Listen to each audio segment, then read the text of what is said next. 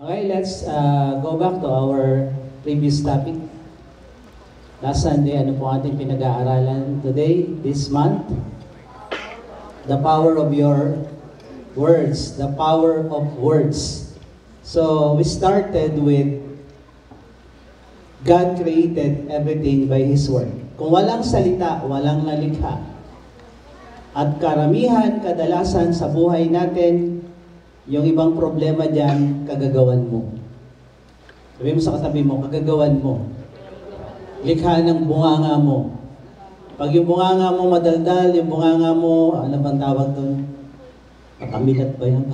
Basta merong term na ano yung taklesa, napapahamak ka dahil sa dila at bibig at salita mo. Sabi mo sa katabi mo, pahamak yan. Kaya bandayan mo yan. Ilang beses ka nang nabarangay dahil dyan. Joke lang. Joke lang. Ilang beses ka nang napahamak at napaaway dahil dyan. Huwag mo lang sasabihin. Kasi sikreto niya yan. So, bantayan ang dila dahil yan nag-create ng mabuti. Nag-create siya ng masama. Words can build or destroy. Pag ikaw yung bibig mo, salita mo, binabantayan mo, alam niyo magandang magbantay, ang bantayan niyo yung sarili niyong bibig, huwag yung bibig ng iba. Hello? Ang taong nagmamature bilang Kristiyano, binabantayan sarili, hindi ibang tao. Pag binabantayan mo yung sarili mong kilos, sarili mong isip, sarili mong salita, tumitino ka. Pero pag binabantayan mo ibang kilos, ibang galaw at ibang salita ng ibang tao, bumabagsak ka. Sabihin mo sa katabi mo, bantayan mo sarili mo. Ay, hindi narinig. Lakasan mo. Kaya mo sarili mo. Kaya nga sabi ni Jesus, bago mo sitahin ang puwing ng kapwa mo, bago mo sitahin, pakialaman, bantayan yung kapwa mo, tingnan mo muna yung palakol sa mata mo. Nakalagay yan sa Bible. Bago mo tanggalin yung muta ng iba, sabi niya, tanggalin mo muna yung palakol na nakalagay sa mata mo. Imagine mo, palakol, ang laki na, no? So, words can build or destroy. At marami tayo nag-example ng mga genocide. It started with words. Yung Rwanda massacre na yan, genocide na yan. And then, words can build your relationship with other people. Sa Bible study, sa church, sa bahay, sa trabaho, kahit saan. Sa kapitbahay. You can build your relationship by words or you can destroy your relationship by words. And then lastly, nire-review ko lang, words can contaminate. Pag ikaw ay Kristiyano na, tapos ang katropa pits mo kanay unbeliever, ang usapan niyan, usapang unbeliever. Kung ikaw ay tatay, kung ikaw ay padre de pamilya, ang katropa mo pa rin ay mga unbeliever. Pag nag-away kayo ni Mrs., punta ka doon, umpok ka doon sa kanila. Ano ang pag-uusapan nila? Sasabihin ko sa iyo, pag-pray natin yan, Brad. Ganon? Sasabihin, bakit ka nagtsatsaga dyan? Mukha nga niya parang Armalite. Ay, di na pala Armalite ngayon. Shotgun na semi-automatic. Boom, boom, boom, boom, boom. There yan. So, ang sasabihin sa'yo, ba't ka nagtsatsaga dyan? So ngayon, every time you expose yourself to this kind of people, to these kinds of words, na po-contaminate yung utak mo, yung puso mo, unti-unti, nahahawa ka na sa kanila. At anong mangyari pag nahawa ka? Pag nahawaan ka ng virus, anong mangyari? May virus ka na rin. At pag may virus ka na rin, sige, I Am Legend na lang movie. Pag kinagat ka nito, may virus ka. Pag nangagat ka, nalipatan ka. Eh, ganun din naman sa COVID, di ba? Nakuha mo yung virus, ililipat mo yung virus. So, eto, lahat tayo, magmula sa kabataan hanggang sa hindi kabataan. Ang hirap sabihin yung word na katandaan pero nasabi ko rin. Pag ang kasama mo unbeliever, mako-contaminate ka doon. Kaya nga sa atin, lagi ko sinasabi, ang close relationship mo is sa Bible study or care group. Yung grupo mo. And then, ang relationship natin sa unbeliever, casual lang. Hindi pwedeng close. Kasi the more you expose yourself sa basurahan, sige, punta kang payatas, puti damit mo, mabango, tumambay ka doon na kalahating araw, magmukmuk ka lang doon, ano amoy mo paghapon na? Kung ano amoy ng basurahan, yun ka na. Kaya wag na wag kang makikitambay, makikipag-usap sa mga unbeliever. Believer. Kahit believer, kung yung believer na yan negative ang bibig at negative ang pinagsasasabi, pag ikaw nag-expose dyan, magiging ganyan ka. Kung sinong kasama mo, magiging ganun ka. Birds of the same feather are the same birds. Di ba? Uwak-uwak, kalapati-kalapati, birds of the same feather, flock together. Kaya kung gusto mong malaman, agila yung taong yan, sino kasama niyan? Agila daw siya, pero kasama niya pipit. Pipit choking agila. Hello? Kung sino kasama mo, magiging ganun ka, at yun ka na. Okay? Kaya, be careful kung sino yung lagi mong kasama at kinakausap. Dahil magiging ganun ka, it contaminates. Si Eva at Adan, nakipag-usap sa Diablo, no? Na-expose sila sa demonyo. Ngayon, yung mindset ng Diablo, yung espiritu ng Diablo, yung temptation ng Diablo, na-absorb ni Eva. Pinasa kay Adan. Ayun, laglag ang humanity. Lahat tayo ngayon naghihirap dahil sa kanilang exposure sa Diablo. Sabi mo sa katabi mo, huwag kang ma-expose sa Diablo. Okay, sabi mo, iiwasan mo lahat ng mga negative people, maging believer man yan o unbeliever, lalo ka unbeliever. Tapos, especially, kunyari, may mga katropa kayo sa trabaho, kasama sa work, kapitbahay, na alam nyo naman na antagonize sila sa Christianity. Ayaw nila sa Bible, ayaw nila kay Jesus. Every time you expose yourself to this kind of people, lalo na baguhan ka, makukurap yung utak mo. Pag hindi ka umalis dyan, lagi ka pa rin merong exposure sa kanila, balang araw magbabackslide ka. Dahil parang mga lason yan na nilalagay sa iyo, patak-patak lang, pero pag dumami, mamamatay ka. Hello? Kaya be careful. Hindi ko sinasabing huwag kayong makipag-usap at makisalamuha sa mga ganyan. Ang sinasabi ng Bible na huwag kang makisalamuha ay yung mga nagsasabing Christian pero walwal. Ito. Ayan o. Sabi dito, ito yung mga pinag-aralan natin nung nakaraan. Meron tayong mga verses na binigay na itong mga taong ito, dahil nakaka-contaminate, ayan, huwag nating tambayan, huwag nating laging kasakasama, at higit sa lahat, meron pang binanggit dito sa Corinto, huwag kayong makikikain kasama nila. Eh tayo pa namang Pinoy, every time we meet, we eat. Di ba? Nung nasa India kami, sabi ng mga foreigner doon, you Filipinos, every time you meet, you eat. Siyempre, sarap kumain, di ba? Eh sila, pag kumain, pika-pika lang. Tayo, hindi talaga. Talagang todo bigay, masarap. So, ayan sabi ng Bible, pag pasaway ang kasama mo, hindi ka pwedeng todo-todo bigay dyan. Iwas-iwas ka dyan. Okay?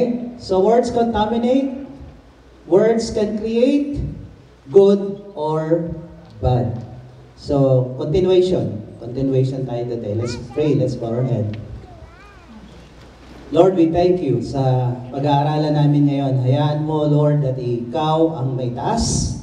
Hayaan mo, bawat salitang lalabas sa aking bibig, yung nais mo lang, yung gusto mo lang na marinig ng bawat isa. Control me, control my lips, my words, and let the Word of God prevail in this congregation, bawat puso, bawat isip. Hayaan mo, Panginoon, handa, humble enough to receive your words. At Lord, lukuban mo kami ng presensya mo, your very presence be in this place. Let your anointing flow from this pulpit to the hearts and ears of these people. Lord, surround us with your warring angels, that no works of the enemy will remain in this place. Be exalted, Lord. Be worshipped. In Jesus' name we pray. Amen. Amen. Sige po, palakpakan natin ang Panginoon.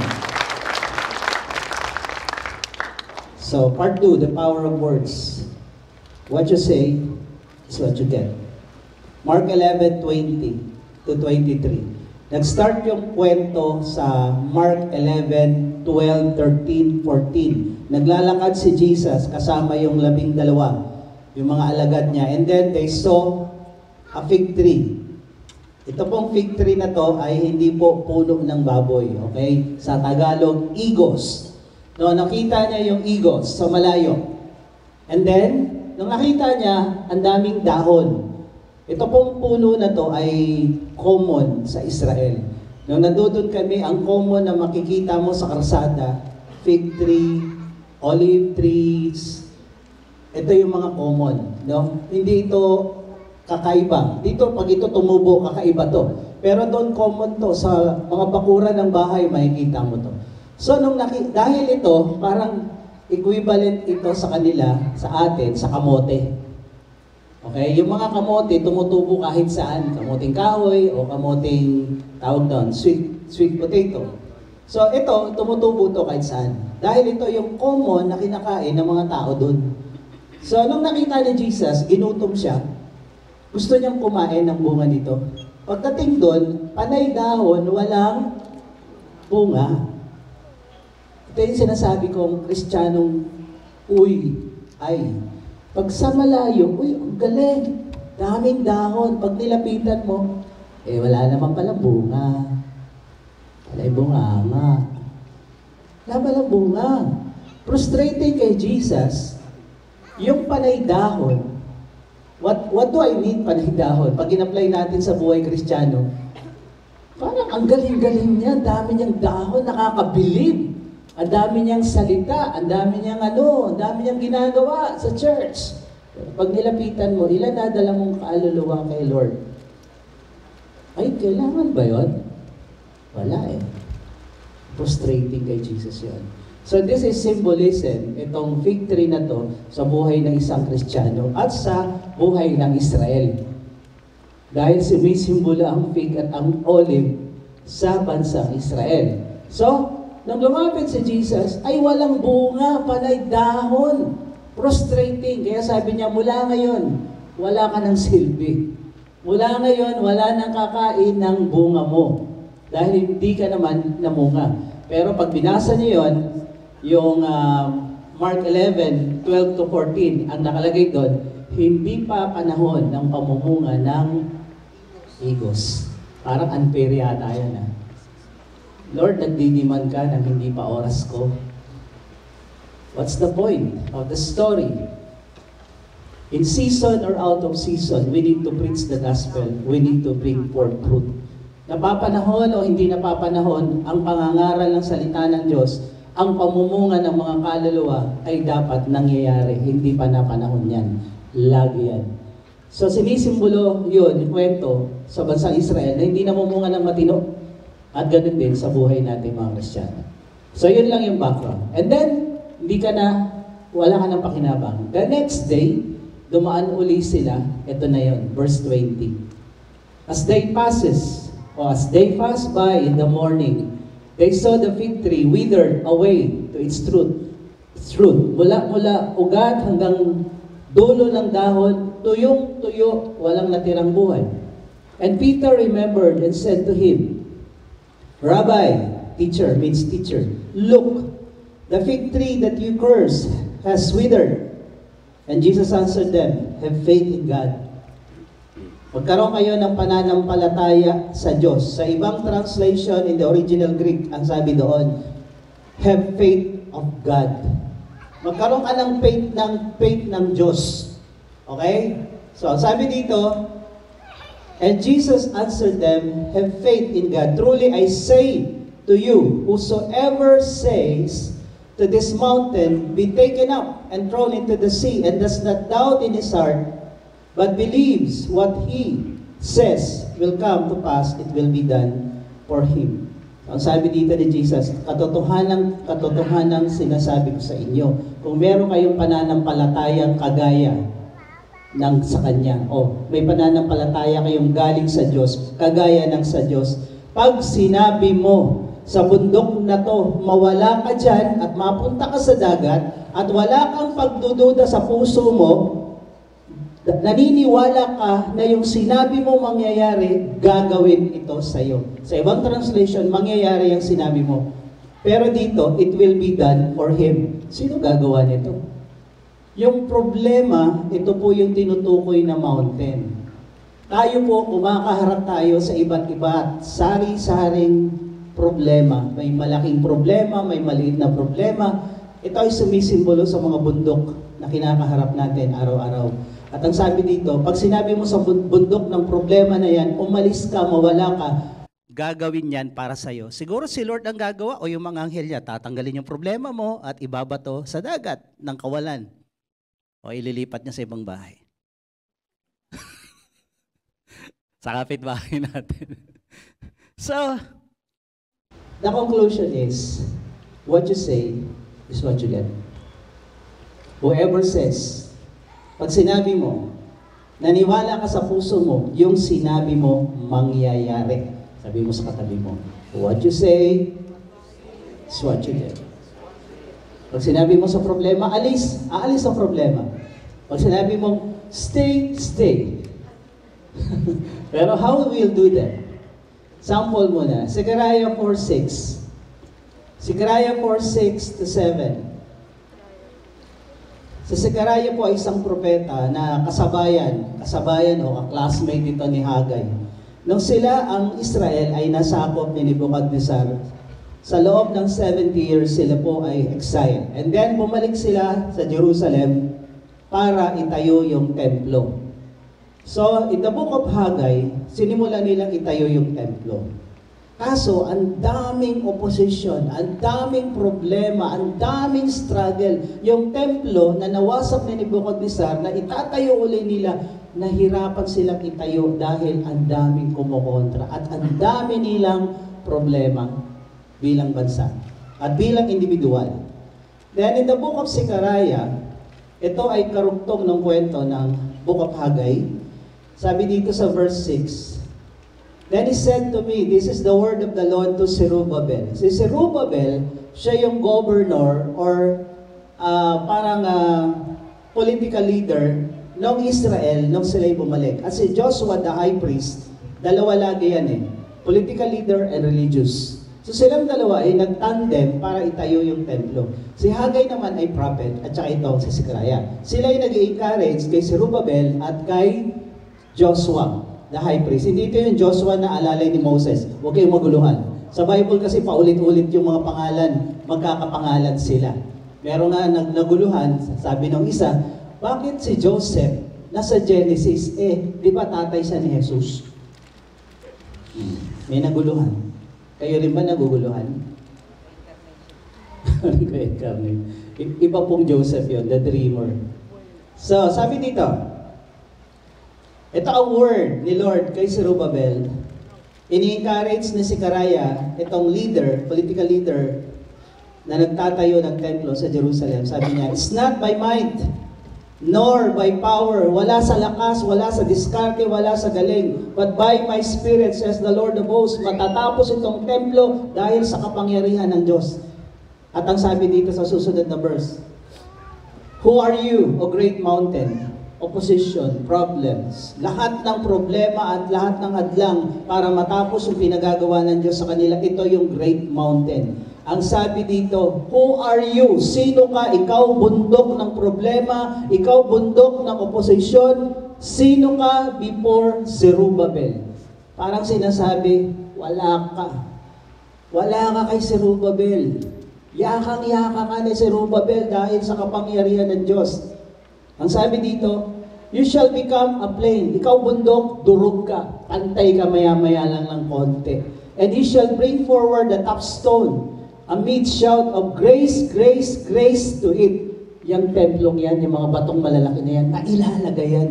Imposible man yan dahil marami kumukontra, mahina ang supply ng mga kagamitan. Pero ang sabi dito, sino ka, bundok ka? You will be like plain. Ito po yung dapat nating matutunan dito. Don't talk about your mountain. Talk to your mountain. Sabi dito, sa Mark 11, whatsoever you say to this mountain, pag sinabi mo sa bundok na yan, mangyayari yung sinabi mo. Ang sabi naman dito sa Sekaraya, kausapin mo yung bundok at palayasin mo. Huwag mo ikwento yung bundok. Don't talk about your mountain. Ganito kasi tayo. Ang hirap ng buhay.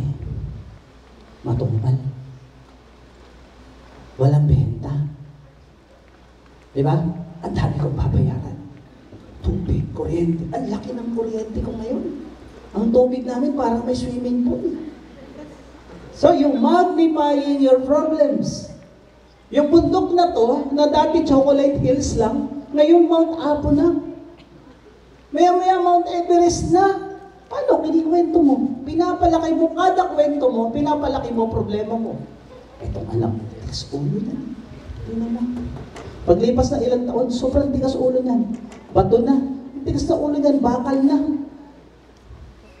Don't talk about your problem. Talk to your problem. Don't talk about your mountain. Ano yung bundok niyo? Na lagi niyo kinikwento.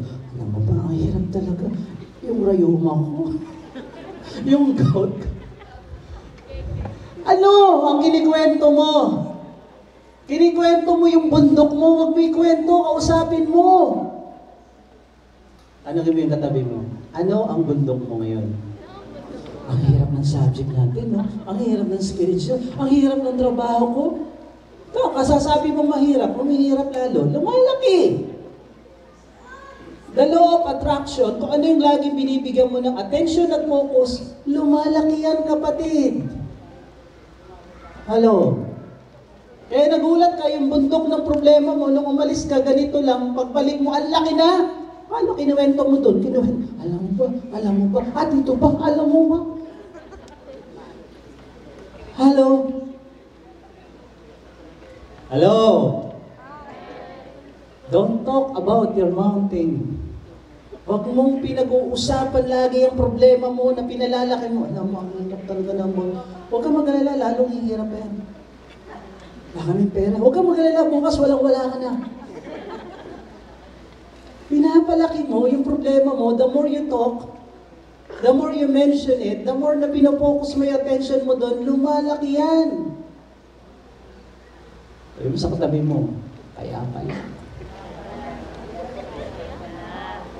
Tapos aangal ka, Lord, ba't ganun? Anak, nagagawan mo yan, emot ka eh. Hello? Sabi mo sa katabi mo, hindi na ako emot niyo. Alam mo na. Okay? I will not talk about my mountain. Sabi mo, I will not talk about my mountain. I will talk to the mountain. Go away! In Jesus' name. Kausapin mo yung problema mo at sabihin mo yung rayuma mo, yung God. Alis! In Jesus' name. Ano sakit to? Ano ang meron kang bundok? Ano man yan, ano mang klaseng bundok yan, huwag mo ikwento. Huwag mo ikwento. Huwag mo ikwento na ikwento. Pwede mo hingin minsan, papray naman. Pero huwag mo i-magnify.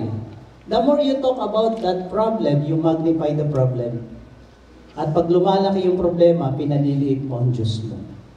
You talk about God. Amen? Sabi mo sa katabi mo, don't talk about your mountain. Talk to your mountain. Sino ka? Gout ka lang. Christian ako. Pera ka lang, kahirapan ka lang, anak ako ng Diyos. Alis! Amen! Usapin mo, alayasin mo. We are the prophets of our own lives and destiny. Propeta tayo sa sarili nating buhay. Pamilya, pati sa mga anak next week. Yung anak naman, bakit ganyan yung anak mo? Yun din ang dahilan, bibig mo din. Next week, yun yung topic natin. We are the prophets of our own lives and destiny. Your words will become your reality. What you say is what you get. Genesis 24:7-8.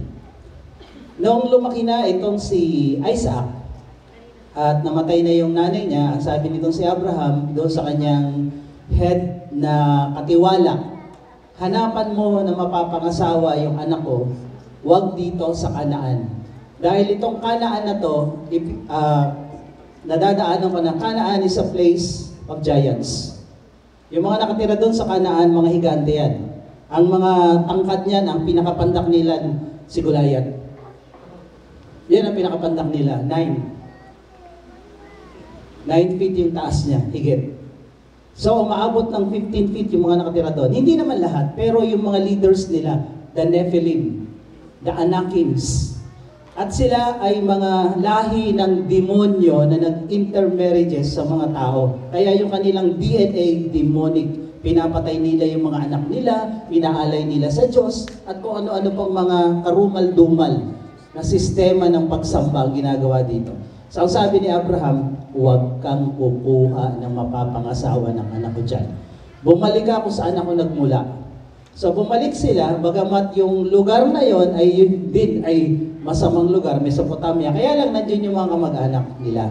So, ang sabi ni Abraham, doon sa tauhan niya, pumunta ka doon at hahanap ka na mapapangasawa sa anak ko.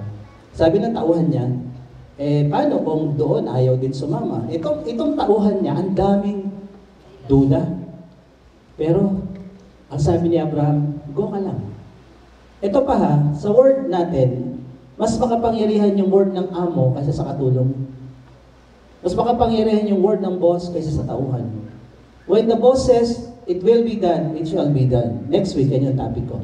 Kahit yung tao mo, walang faith. Kahit yung tao mo, hindi naniniwala na mangyayari yung sinasabi mo. Pag naniwala ka sa sinabi mo, kahit kontrabida pa yan, mangyayari pa rin. Kasi your word is more powerful because of your position. Okay? So, ang sabi ni Abraham, verse 7 to 8, Genesis 24. The Lord, the God of heaven, who took me from my father's house and from the land of my kindred, galing na Mesopotamia itong si Abraham, Iraq. And who spoke to me and swore to me, to your offspring I will give this land. May pangako ang Diyos kay Abraham, paulit-ulit na sinabi, mula pa nung wala siyang anak at baog yung kanyang asawa, hanggang tumanda sila, nag-90 si Sarah at nag-100 siya at saka lang sila nagkaroon ng anak. And then, sabi dito, He will send His angel before you, and you shall take a wife for my son from there. Sabi ni Abraham, kukuha ka ng mapapangasawa ng anak ko galing doon. Tutulungan ka ng Diyos at ipadadala niya yung anghel niya para ka magtagumpay. Ngayon, sinabi niya, pero kung sabi mo nga, if the woman is not willing to follow you, then you will be free. Kung may duda ka, wala kang problema, basta ako makakakuha ka. Mangyayari to. So you will be free from this oath of mine, only you must not take my son back there. Forward. Verse 12. Nakarating na siya doon sa Mesopotamia. Ang ginawa nitong head ng kanyang sambahayan, ng mga tauhan niya, nag-pray doon sa lugar na yun. Ang sabi niya ganito, he said, O Lord God of my master, Abraham, sabi niya, O Diyos ng aking boss. Hindi Diyos niya ha? Diyos ng aking boss na si Abraham, nakiki-Diyos na lang din siya. Please, grant me success today. Magtagumpay ako ngayong araw na to. And show steadfast love to my master, Abraham. Alang-alang kay Abraham, pagtagumpayin mo tong lakad kong to. Behold, I'm standing by the spring of water, and the daughters of the men of the city are coming to draw water. So ang sabi niya, nandito ako sa balon na to, at yung mga tao lumalabas dito, at yung mga babae dito rin kumukuha ng tubig. Please lang, Lord. Ito ang sabi niya, let the young woman to whom I shall say, please let down your jar that I may drink, and who shall say, drink, I will water your camels, let her be the one. Pag may babaeng lumabas dito at nagsabing, papainom mo yung camel mo, makikiusap akong uminom at pinainom ako, then yung camel mo, papainumin din. Sabi niya, Lord, yun na. Humingi siya ng sign. Kaya may mga nagtatanong, pwede bang manghingi ng sign kay Lord? Pwede naman. Depende lang sa sitwasyon. Kagaya nito. And then sabi niya, yun na nga, siya na nga. Pero okay magpe-pray, Lord, kung sino yung unang dumaan na maganda siya na. Pogi siya na. And then may dumaan maganda. May sumunod, may kasama mas maganda.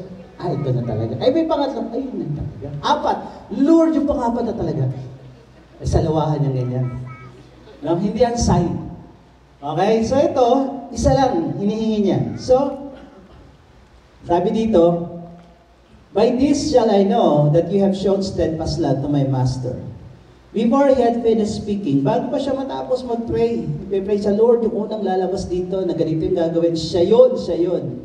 Then, before he had finished speaking, behold, Rebecca, who was born to Bethuel, may anak na pala Bethuel, Rebecca, the son of Milcah, the wife of Nahor, Abraham's brother, came out with her water jar on her shoulder. The young woman was very attractive in appearance. Alam niyo, si Lord pag namili, pinipili niya yung mga gwapo at magaganda. Tingnan niyo yung katabi niyo.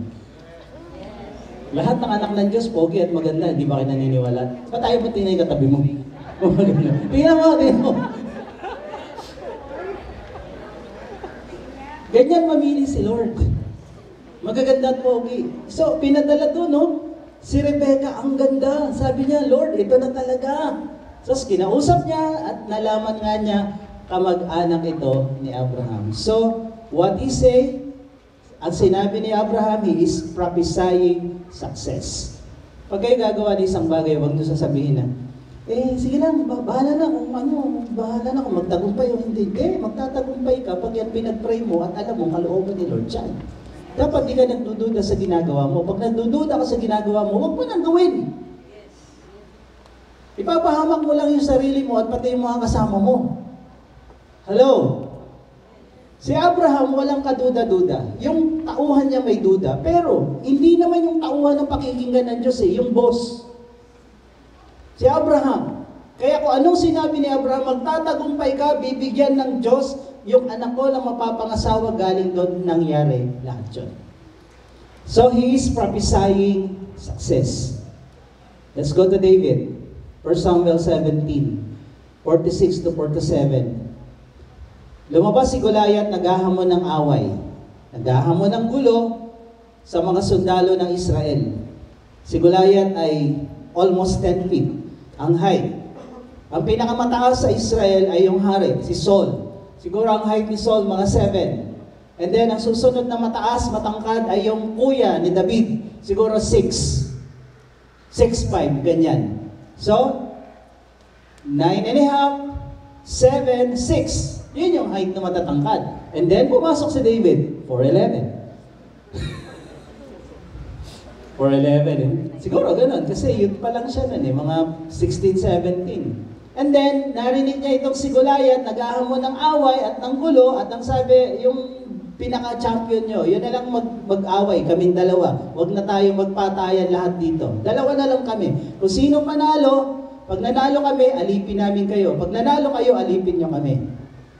And then, walang gustong pumatol sa paghahamon ni Goliath. Then David came. Nag-deliver lang ng tinapay para sa mga kapatid. At then nakita niya yung paghahamon ni Goliath. Ito yung tinatawag na initiative, hindi epal. Doing the right thing at the right time. Yung epal kasi, doing the right thing at the wrong time, at the wrong motive. Wrong motive, wrong timing. Ito, right timing, right motive, mahal niya ang Diyos. Sabi niya, sino tong higanting ito na nilalait ang bansang Israel at ang Diyos ng Israel? Sino tong higanting supot na to? Ay, nagabuntin siya ng away. Sa mga kalalaki, pag sinabi ang supot ka, ay away yan.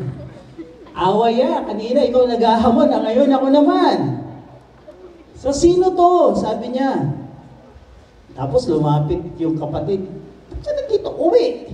Yung mga tupa natin walang bantay. Sabi niya, ano bang problema mo? Nandito ko hindi para manood ng gera. Sabi niya kasi, dito ka lang para manood eh. Ikaw manood mamaya. Relax. Ikaw manood ng gera mamaya. Kuha ka ng ticket. So, kumalat yung sabi ni David na lalabanan na si Goliath. Hanggang nakarating kay Saul. Now, nandun na siya. Pasugod na siya kay Goliath. Ito ang sinabi ni David nung nilulusob niya si Goliath. This day, the Lord will deliver you into my hand. Ngayong araw na to, totodasin kita. I will strike you down and cut your head. Puputulin ko ulo mo, higanting supot. Eto sinabi niya, humanda ka ngayong araw na to, ito na yung last day mo on earth.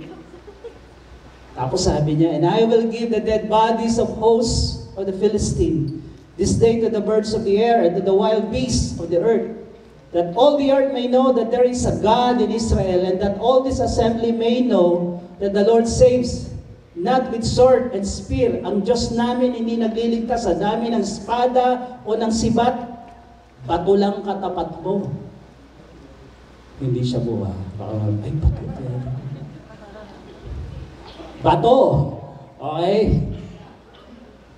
Bato lang ang katapat mo. For the battle is the Lord, and He will give you into our hand. Ang labanang ito ay sa Diyos, at ibibigay ka at kasama ng mga sundalo nyo sa aming kamay. Then, lumusob si David at tinirador niya yung ulo ni Goliath, tumba, pero hindi patay. Ang ginawa ni David, then David ran and stood over the Philistine and took his sword and drew it out of his sheath and killed him and cut off his head with it. When the Philistines saw that their champion was dead, they fled. Kung ano ang sinabi ni David, papatayin kita, pupugutan kita ng ulo. Exactly what he says, it happened. What he say is what he get. Kung anong sinabi niya, nangyari. David is prophesying his victory. Pag ikaw nagsalita ng positive, you're declaring faith kay God. Pag sinabi mong ganito gagawin ko, magtatayo ako ng negosyo, pinag-pray ko to, binigyan ako ng go signal ni Lord, magpapamilya ako, ganito, and then, sasabihin mo, magtatagumpay to dahil si Lord ang nag-direct sa akin ito. Pero kung walang direction, huwag kang mag-presume. Kung hindi pinagagawa ni Lord sa iyo, huwag mong gawin. Okay? Hindi tayo pare-parehas ng pinagagawa. Hindi ka magtatagumpay sa isang bagay na hindi pinagawa ni Lord at ina-assume mo pinagawa sa iyo. Be sure you listen to the Word of God, listen to the voice of God, at alam mo, yan ang pinagagawa sa iyo. Etong si David, nasanay na siyang makinig kay Lord at inanoint na siya to be the next king. Kaya ang sinabi niyang, ito gagawin ko sa iyo, nangyari ko, ano sinabi niya? Sabi mo sa katabi mo, anong sinasabi mo mangyayari? Ang hina? Si David, hindi bumubulong, Goliath, pupugutan kita ng ulo. Sumisigaw siya, Goliath, pupugutan kita ng ulo. Ngayon na, ang huling araw mo sa lupa, umanda ka. Hindi bumubulong. Goliath. Kasi pag bumubulong ka, parang duda ka eh. Sabi mo sa tabi mo, magtatagumpay ako. Yayaman ako. Kaya sabihin mo, hindi yayaman ako. Kasi baka mamaya hindi nangyari. Ay, patay! Ekis! Punta tayo sa susunod. What you say is what you get. Shadrach, Meshach, and Abednego. Daniel 3. May mga sulsol at mga sipsip sa hari at sinumbong sila. Ang sabi ng mga sumbongero, merong 3 Hudyo na hindi lumuluhod sa ribulto mo, Haring Nebukadnezar. Sige, ipatawag yung mga yan. And then, nang tinawag sila, ito ang usapan. Sabi ni Shadrach, Meshach, and Abednego, answered and said to the king, O Nebukadnezar, we have no need to answer you in this matter. Hindi ka namin sasagutin patungkol sa gusto mong mangyaring lumuhod kami sa ribulto mo. If this be so, kung ganyan ang gusto mong mangyari, itatapon sila sa apoy. Okay? Yung pugon. Itatapon sila doon sa pugon na napakalaki. At yung pugon na yon pinainit ng todo, 7 times na mas mainit kaysa dati. So ang sabi nila, our God, whom we serve, is able to deliver us from the burning, fiery furnace, and He will deliver us out of your hand. Ililigtas kami ng Diyos namin mula sa apoy na yan at mula sa kamay mo, O King. But if not, kung sakali mang hindi, sasabihin ko sa iyo, mahal na hari, hindi pa rin kami luluhod sa ribulto mo. Hindi pa rin kami sasamba dyan sa Diyos mo. Hindi namin yan gagawin. Pero ang paniniwala namin, ililigtas kami ng Diyos namin. Kayo ba, ililigtas ba kayo? Sa problema nyo? Sa sitwasyon nyo? So sabi nila, ililigtas kami. And then, sa galit ni Nebukadnezar, tinawag niya yung mga malalaking katawan niyang sundalo, binuhat yung tatlo, itinapon dun sa pugon, at pagtapon sa pugon, lahat na nagtapon patay sa sobrang init. Pagbagsak ni Shadrach, Meshach, and Abednego, tumayo. Pagtayo nila, ilan yung tinapon? Tatlo. Pagtayo nila, 4 na sila. Sabi ni Nebukadnezar, ayun nga, right? Biglang nag-multiply. Sabi siguro, palabasin na, baka mamaya maging 50 pa yung mga yan. Sabi niya dito, tinanong niya yung mga tao niya, ilan ang tinapon natin? Di ba 3? Yes, boss, 3.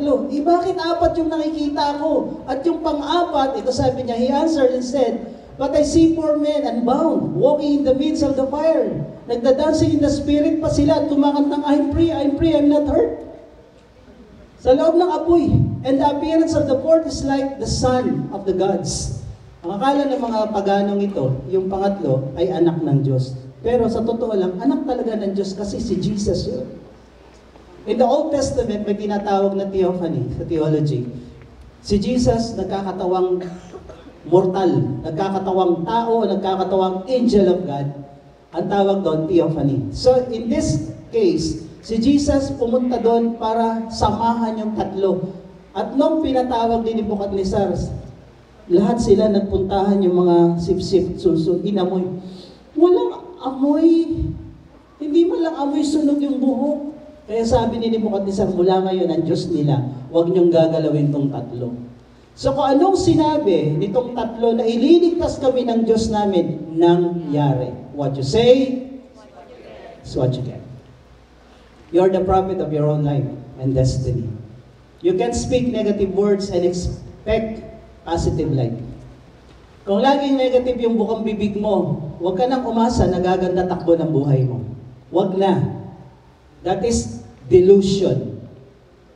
Daming pera, dahil ko nararamdaman, daming problema, ang hirap ng buhay sa mundo. So ano merong buhay ka? What you say, is what you get. Kaya may katabi mo. So ano na ngayon? Ito dapat mong gawin. Wala talaga eh. Kasi yan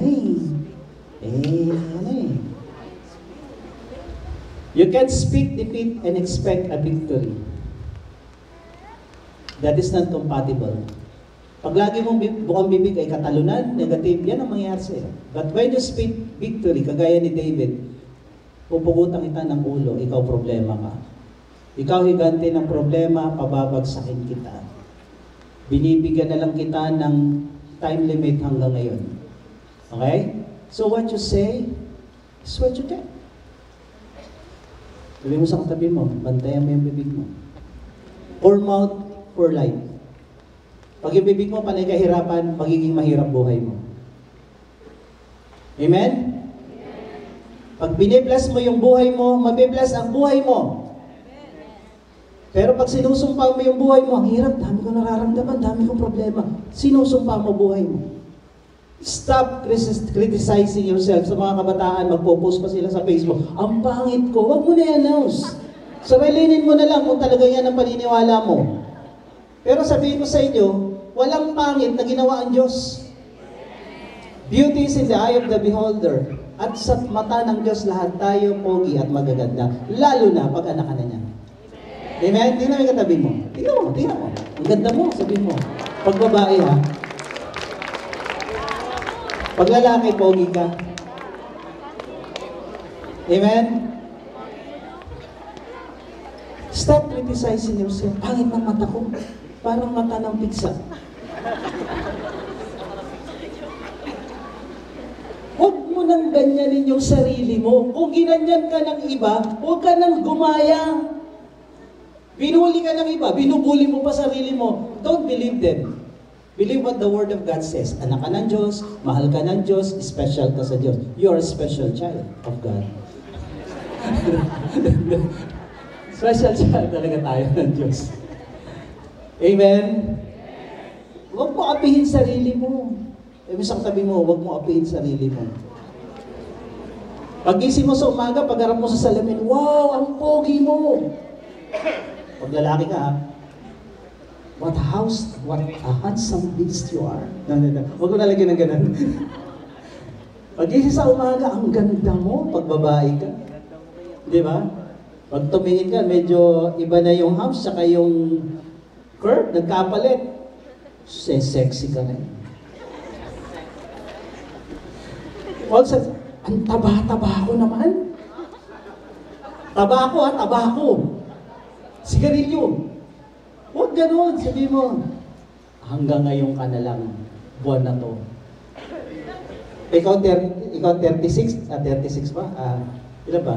38? 40? Hanggang ngayon ka na lang buwan na to, after this month, 27 ka na lang. Utusan mo yung bundok na yan na nandito. Bundok, umalisin ka! Alis! Pero gawan mo ng aksyon. Kasi pag panay salita ka, walang aksyon, wala din. Punta kayo kay Marlon at Yayay. Sabi ng BRM Institute about neuroscience, their study proved that negative words releases stress and anxiety-inducing hormones. Pag laging negative yung utak mo at sinasabi mo, yung sinasabi mo, naririnig ng isip mo, utak mo, nagre-release na ng negative hormones, na-stress ka. Okay? Additionally, a study found increased levels of anxiety in children at sa youth associated with higher rates of negative self-talk. Pag binuli ka at sinabi, alam mo, ang pangit mo. Ay, ang pangit ko daw. Oo nga. Pwede ba? Tantanan mo yan. Minsan, nagbibiro kami ni Gabi. Pag dumating yan, magbe-bless. Pangit mo. Mas pangit ka. Kasi, pag yung anak, mas minana yung kanyang doble sa anak. Binibiro ko lang naman. Pero sinasabi ko lang, mas pogi ka sa akin. No? So, pag nagbibiroan lang naman kaming ganun. Pero in reality, hindi yon totoo. Kaya lang, the more na sinasabi mo, pag yan naririnig na utak mo, pwede maging totoo yan. Kaya baguhin na lang. No? So, ang sabi dito, this result suggests negative self-talk plays a role in the generation of maintenance of anxiety in normal children. Kaya maraming problema na anxiety dahil ang lagi naririnig negative. Next week, yung topic natin sa mga bata. Pag sinabi mo, wala ka talagang kwenta, ang tigas ng ulo mo, mana ka sa tatay mo, mana ka sa nanay mo. Diba? Paglaki niyan, yung self-image wasak. And then, punong-puno ng mga anxiety sa buhay, takot umarap sa mundo. Another group, independent IE, about neuroscience. Sabi nila, words can affect your brain functions. Science shows us that catastrophizing language like, we will never recover from this, or this is a complete disaster, can negatively affect our mental and emotional health. Whilst positive words can have positive benefits. Over time, our minds believes what we are saying to ourselves. The more na sinasabi mo, yung utak mo naniniwala, ganyan ka talaga. Ang pangit ko, ang pangit ko, ang pangit ko. Huwag kang mag-alala, kapapangit mo, magiging pangit ka talaga. Ang hirap namin, wala kami. Pero huwag kang mag-alala, maniniwala yung utak mo na ganyan ka at mangyayari talaga yan. What you say is what you get. So, over time, your mind will believe what you says. Optimistic words prime us to see a brighter future, and negative ones keep us stuck. Negativity generates internal stress in the body and feeling of hopelessness. This adversely affects motivation. Pag negative yung naririnig mo, nawawalan ka rin ng gana. Ayaw mo nang kumilos, ayaw mo nang magsikap, ayaw mo nang mangarap. Positive thinking reduces our heart rate. Pag laging positibo iniisip mo, kaya minsan kami nga ni Sister Jerry, pag may mga lalo na pag yung stress level ko mataas, tama na, hindi nakakatulong yung mga ganyan. No? Pag-usapan muna natin magagandang bagay. Kagaya ng si Lord, number one. Pangalawa, ikaw at ako. So, huwag tayo panay negative dahil nakakataas ng rate ng heartbeat yan. And enable us to recover from anxiety more easily kung positive lagi tayo mag-isip. Ayaw mo sa katabi mo, be positive. Huwag kang aayaw. Huwag kang negative. Be positive. Okay? Even one negative word triggers fear and all sensation that comes with it, with that. Isang maling salita, takutin mo yung mga bata. Lahat yan, mga matatakutin na. Andiyan si Boogeyman. Ano yan tawag din? Baba Jaga. Kilala niyo ba yan? Hindi niya kilala yan. Si Johnny Rich. So sabi doon, over time, our mind believes what we are saying to ourselves. What you say condition your mind. Parang ano to, self-hypnosis. Parang, may tawag nito, hini-hypnotize mo yung sarili mo na maniwala na ganun ka. Okay? Di ba, sa ibang grupo, ini-indoctrinate ka, dinodoktrinahan yung utak mo na ito. So every time you say something, sabi dito, what we put in our minds, we will become. Sabihin mo. Malungkot ka, kawawa ka, walang nagkakagusto sa'yo. So, yung law of attraction, tutulungan ka para mangyari yan. Okay? Okay lang akong ganito na walang nagmamahal. Okay lang ako nitong mag-isa. Okay, ang drama mo. Alam nyo, bawal madrama sa karya ng Diyos. Okay? So what we put in our minds, we will become. What mind can conceive, the body will achieve. Kung ano yung nasa utak mo, nabuo na yan dyan, ang pagkilos ng sistema, lahat ng neurosystem mo, lahat ng organs sa katawan mo, magpa-function according to what you think. Ay, mahina na ako. Ito, pagkakamali ko to. Tulog ko 4 hours bago mag-Sunday. Supposed to be, yung utak ko, may lapses, may mga nakakalimutan ako. Pero, grace ni Lord, 4 hours lang tulog ko kanina. Tuloy pa rin ako nakakapagsalita, hindi pa rin ako nami-mental block. Pero minsan, nasasabi, nakakapagod, ang dami kong ginagawa. So, self-defeating confession, the more na sinasabi ko yon, the more na sinasabi kong medyo nagkakaedad na tayo, mahina na, 35 na ako ngayon. Sinungaling po, hindi, joke lang. Magsi-60 na po ako, konting kembot na lang, senior na rin ako. So, pag sinasabi ko pa, iba na yung lakas, lalong parang nangihina. Kaya siguro, babaguhin ko talaga yan ngayon. Dahil buti na lang tinuro ng pastor niyo dito to. I'm strong. God is the strength of my life. Amen? So, what the mind can conceive, the body will achieve. Kung ano yung laman ng utak mo, yung function ng katawan mo, ganun din. Mahina ka, hihina yung organ mo, hihina yung utak mo, hihina yung katawan mo, madali ka ngayon mapagod. Kasi, yun ang sinasabi mo. Nabuo na dito sa utak mo. And what the mind can conceive, your body will do. Okay? So, what fills your mind, controls your life. Kung ano laman ng utak mo, negative, buhay mo negative. Utak mo, positive, buhay mo, positive. Negative mind means negative life. Positive mind means positive life. What controls your life, controls your destiny. Kung ano nagko-control sa utak mo, magko-control ng buhay mo. At kung ano nagko-control ng buhay mo, yun ang buhay mo sa mundo. Masaya o malungkot, tagumpay o talunan. Ano ang gusto nyo? So, anong sasabihin nyo? Ha? Tagumpay o talunan? Positive or negative? Positive. Okay. To be continued, pero isisingit ko ito. Ang pinaka-positive na word sa mundo ay yung Word of God.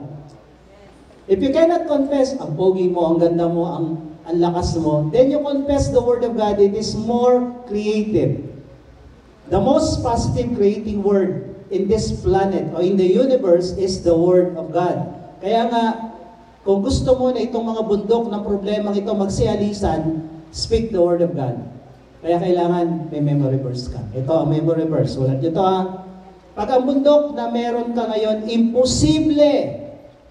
Pumunta kami ng Maldives, may bagyo, may bagyo. Kinabukasan, supposed to be, nakaschedule pa rin yung bagyo, may bagyo pa rin. Pero kinabukasan, pag alis namin, walang bagyo. Imposible yun.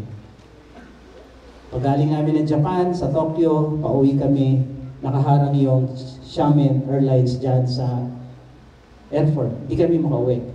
Sabado, Sunday, magtuturo ako. Nasa Narita Airport, nag-uusap na kami nila Maria. Magre-record na lang ako dito ako magpipreach sa airport.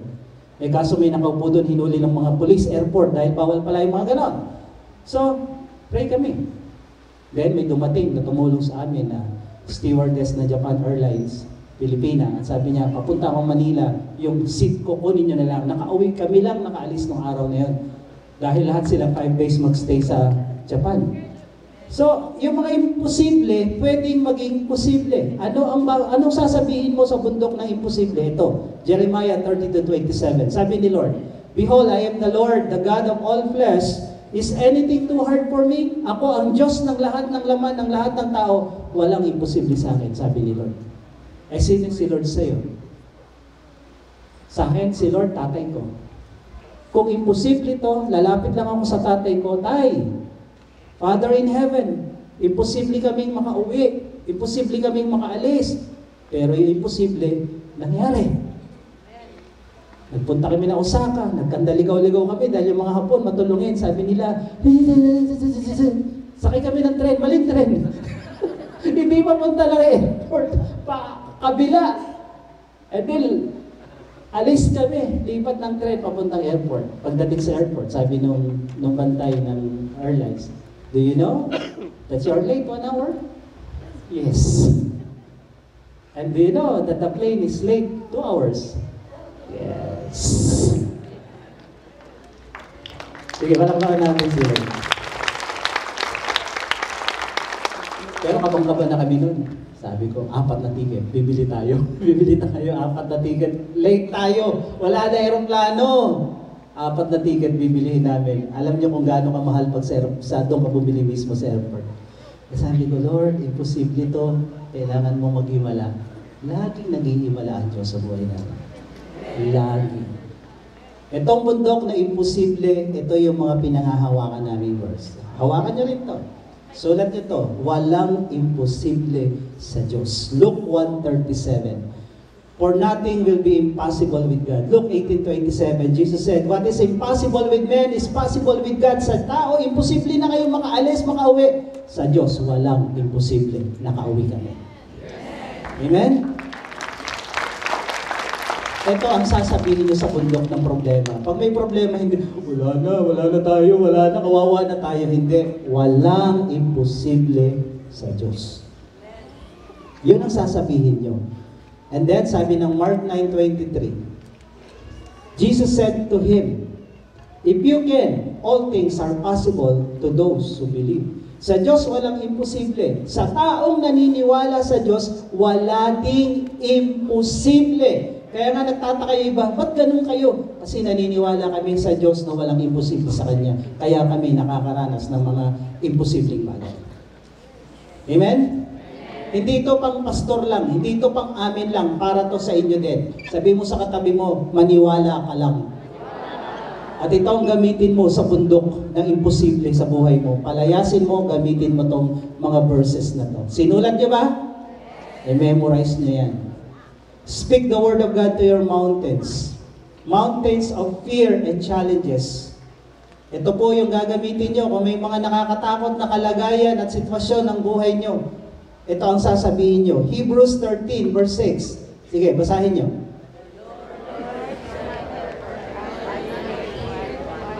Parang takot kayong basahin.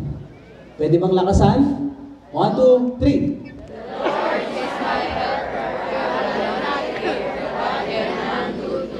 Okay? Yan ang sasabihin nyo, kakampi ko ang Diyos, hindi ako takot anumang gawin ng tao sa akin. May mga kaso-kaso, wala kang kinalaman, wala kang kasalanan, God will fight for us.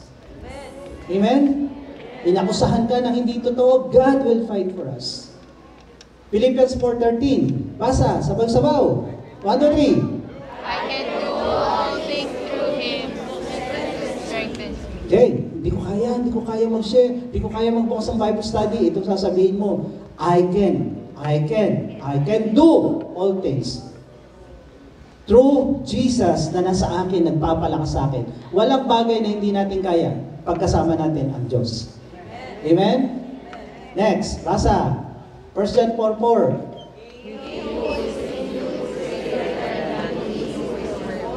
Si Jesus na nasa atin, mas makapangyarihan kaysa sa dyablo, kaysa sa problema na meron itong mundong ito. Mas makapangyarihan yung kakampi natin kaysa kakampi nila.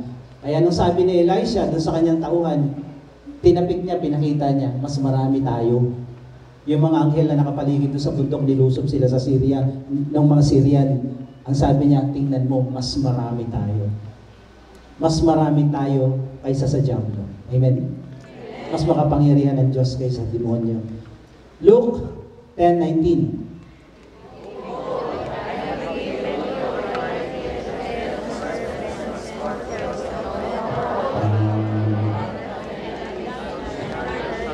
Ba't naging ganun na? Okay. Behold, I have given you authority to tread on serpents. Yung serpent, si Satanas. Yung scorpions, yung mga demonyo niya. And over all the power of the enemy, nothing shall hurt you. Pag ganito, ang pinangahawakan mong verse, hindi ka matatakot sa demonyo. Ang demonyo matatakot sa iyo. Amen? Hindi ka takot sa multo, hindi ka takot sa patay.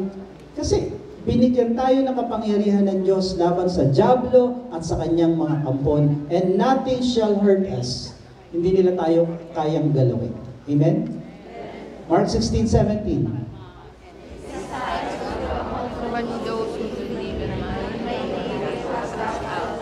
See, sa pangalan ni Jesus, kaya mong palayasin anumang uri, anumang klase, anumang anyo ng demonyo. In Jesus' name, get away. In Jesus' name, lumayas ka. Ikaw, bundok ng kagagawa ng dyablo, lumayas ka. Romans 8:37.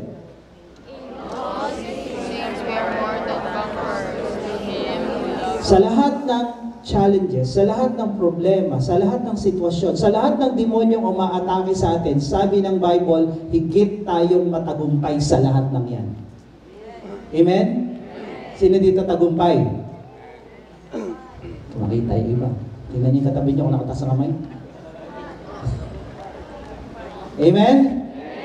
We are more than conquerors. Pero, kung dumating yung time na yung problema mo medyo parang tumatagal na, parang mahirap yung nangyayari, parang sabay-sabay yung problema mo, may pangako pa rin si Lord. Romans 8:28. Basa. 1, 2, 3.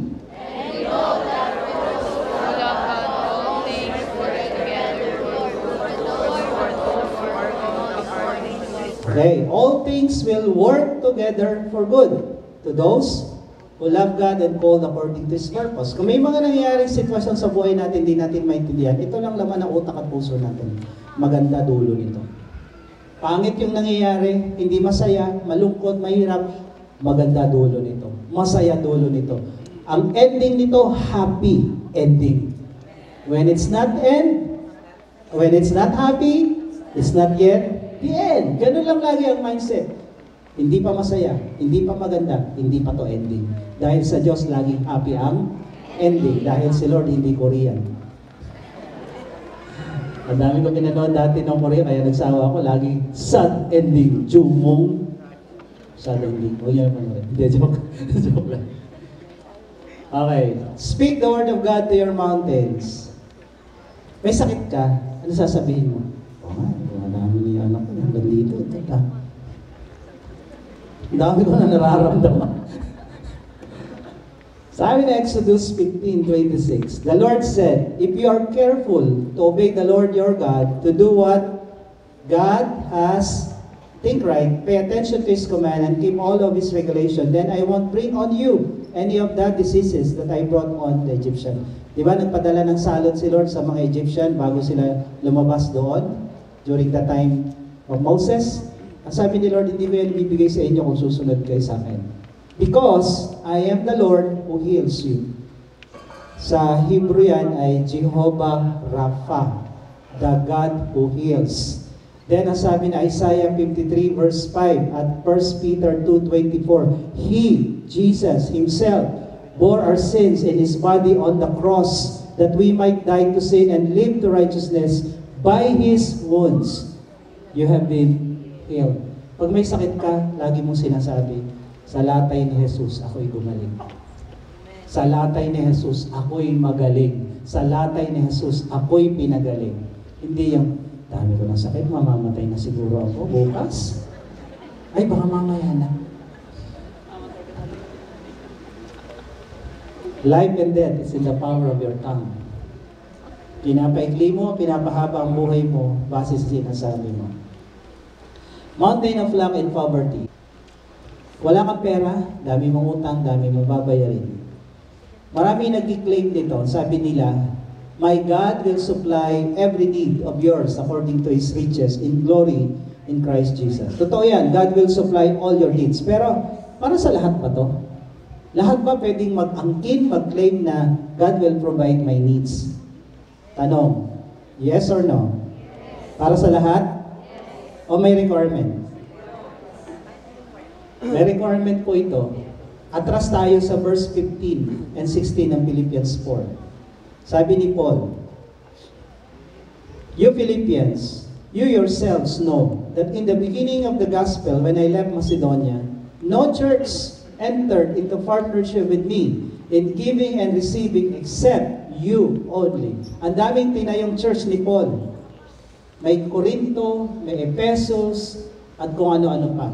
Pero ang sabi niya, kayo lang na taga Macedonia ang tumutulong sa akin at nagbibigay. Even in Thessalonica, nung nandun ako sa Thessalonica, kayo din yung tumulong sa akin sa mga pangangailangan ko. You sent help for my needs once and again.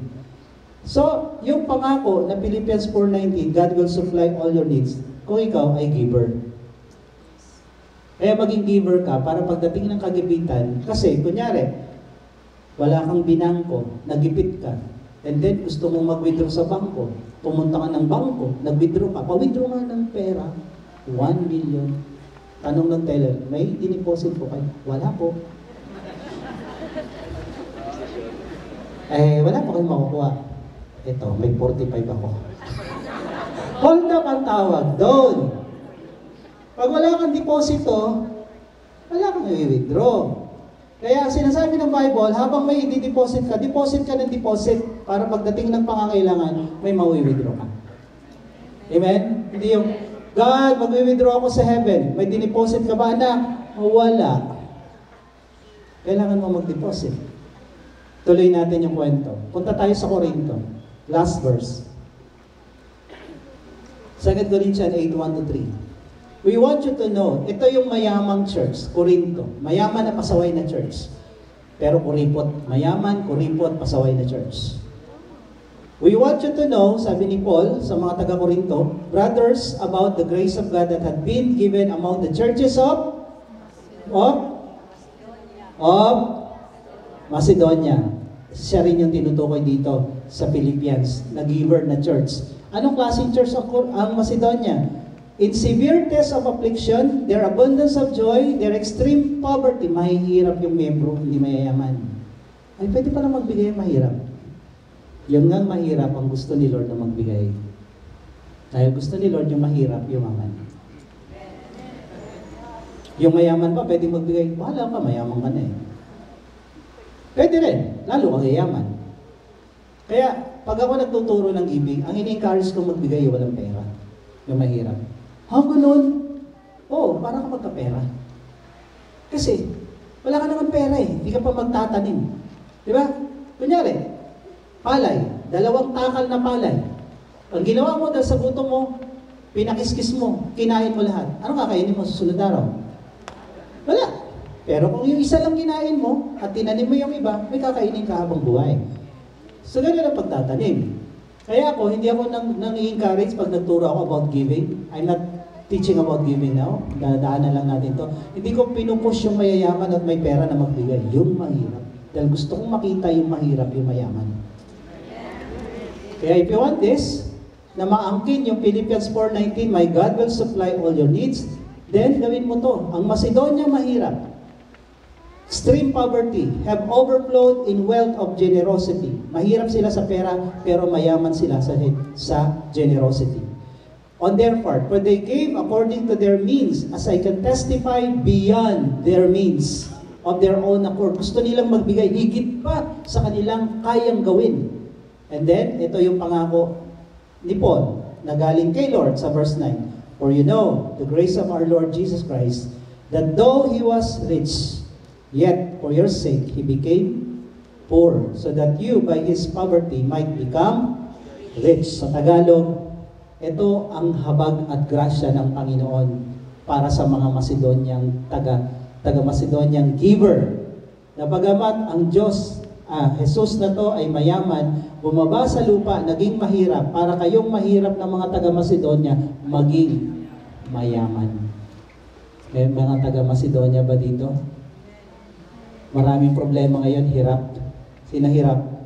Maraming problema, kagaya ng Macedonia, pero nagbigay pa rin sila. Tapos na po yung offering, huwag kayong mag-alala. Pero kung gusto nyo, may hindi pa nakapagbigay, nandiyan dyan yung mga offering basket. Tapos na yung offering natin, pero sinasabi ko sa inyo, ito yung pangako na may kailangan kang gawin. Hindi mo pwedeng i-claim, my God will supply all my needs kung hindi ka naman nagtatanim.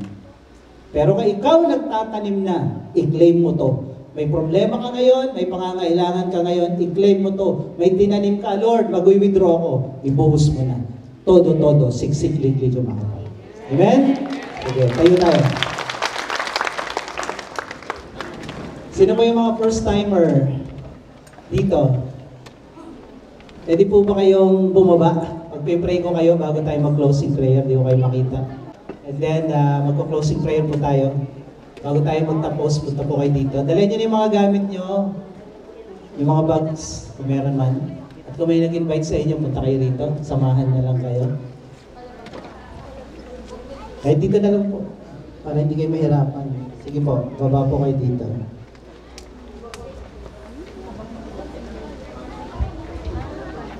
Harap po kayo sa akin.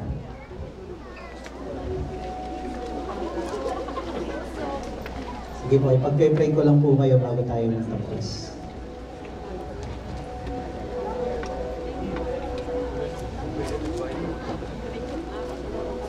Okay, so yung ating pinag-aaralan po kanina is about speaking the word, positive word, and then we ended with the Word of God. Ito yung makakatulong sa atin. Dito po, may tinuturo po kami na para nga maging tunay na anak ng Diyos, you need to accept Jesus Christ as Lord, God, and Savior. Kailangan nating aminin tayo yung makasalanan, manampalataya tayo kay Jesus. Jesus lang ang tagapagligtas natin. Umpisal ng ating bibig si Jesus ang ating Panginoon. And then, meron pong John 8:47 kaming paboritong verse dito. Ang mga anak ng Diyos nakikinig ng salita ng Diyos. Okay? Ngayon, bago natin masabi ang salita ng Diyos, kailangan nag-aaral muna tayo ng salita ng Diyos. So that's what we're doing here. And sa mga Bible study, kaya I encourage you kung may kilala kayong nagba-Bible study rito, join na po kayo. So before we close in prayer, tanggapin po natin si Jesus sa puso natin. Okay? Let's bow our head. Let's close our eyes. Taas po natin yung isang kamay natin sa Diyos. Simbolo na, Lord, andito ako ngayon. I need you. Sumabay kayo sa panalangin ito. Sabihin niyo, Panginoong Jesus, sa oras po ito, ako po'y lumalapit sa iyo. Nagpapakumbaba na amin ko ako isang makasalanan at wala akong magagawa para iligtas, para ayusin, para baguhin ang aking sarili. Ngunit Panginoon, ako po'y nananampalataya, kaya ka namatay sa krus, ay para tubusin ako, linisin, patawarin sa lahat-lahat ng mga kasalanan ko. Sa oras po ito, binubuksan ko sa iyo ang aking puso. Pinapapasok kita bilang Diyos, bilang Panginoon at tagapagligtas ng aking buhay. Ito po ang aking dalangin sa pangalan ni Jesus. Amen. Ako na lang po magpipray, pwede nyo na ibabangin yung mga kamay. Lord, dalangin ko sa mga anak mo na lumapit dito sa harapan. Alam mo yung mga bundok ng problema, yung mga bundok ng mga challenges na pinagdadaanan nila. Mula dito sa baba hanggang dun sa taas, may kanya-kanya kaming kinakaharap ng mga laban. May mga bundok kami na hinaharap. Minsan, ayaw na naming lumakad dahil nakahambalang sila sa aming daraanan. Minsan, ayaw na naming magpatuloy dahil parang imposible na makalagpas kami sa bundok ng problema ito. Pero sa aming narinig ngayon, Panginoon, patunay na ikaw nga ang tunay na Diyos na makapangyarihan sa lahat. What we say is what we get. Sabi mo sa Mark 11:23. Ano mang sabihin namin sa bundok na to, lumayas ka, umalis ka. Pag kami naniwala sa aming mga sinabi, gagawin mo to para sa amin. Kaya Panginoon, dalangin namin, anumang pinagdadaanan ng bawat isa. May problema man sa pera, sa pananalapi, may problema sa sakit, karamdaman, sa relasyon, sa lahat ng mga klase ng problema, lalo ngayong pasukan na, hayaan mo, Lord, yung mga pangangailangan ito, yung mga problemang ito na nakahambalang sa aming daraanan, sa aming landas, mawala lahat ito in the name of Jesus. We command every mountains. We speak to this mountain to be removed in the name of Jesus. Mawala ka sa aming landas. And I pray, Lord, that our faith in you will grow more, bigger than these mountains. Salamat, you bless us, Lord, the whole week. We give you praise for the blessing in advance. We give you praise, Lord. In Jesus' name we pray. Amen.